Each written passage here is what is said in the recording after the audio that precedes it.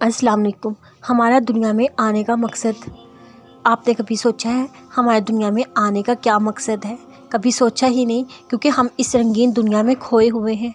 इतना ही नहीं पता, अगर हम किसी चीज़ में हद से ज़्यादा खो जाए फिर यही चीज़ हमारे अपने दिल का सुकून बर्बाद कर देती है। अल्लाह ने हमें दुनिया में किस लिए भेजा? अफसोस, आज हम भूल चुके हैं। हमें लगता है हम इस दुनिया में बड़ा नाम, खूबसूरत बंगला, बड़ी गाड़ी, बड़ा स्टेटस, बड़े ओहदे पर ऑफिस वगैरह, इन सब चीज़ों के लिए अल्लाह ने हमें पैदा फरमाया। आपकी सबसे बड़ी गलती यही है कि आपका अपने आप को लगना ही गलत है। हम अपने मकसद को भुलाकर इन चीज़ों में खो गए हैं। ये चीज़ें बेशक हमारे लिए ज़रूरी हैं, लेकिन ज़रूरत की हद तक हम देखते हैं ना।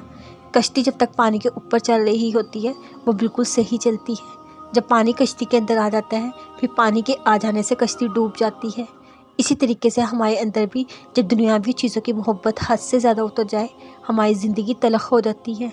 हमारे दुनिया में आने का मकसद अल्लाह को राज़ी करना है। इस दिल में अल्लाह की मोहब्बत लेकर आए हैं, इस दुनिया में अल्लाह को राज़ी करने का मकसद बनाएं। आज से नियत कर लें, रोज़ाना कम से कम एक ऐसी नेकी ज़रूर करें जिसका अल्लाह के सिवा कोई गवाह ना हो। नेकी करते रहें, इस नहीं कोई आपकी नेकी लुटाएंगे, बल्कि इस यकीन के साथ अल्लाह ताला नेकी करने वालों को पसंद करता है।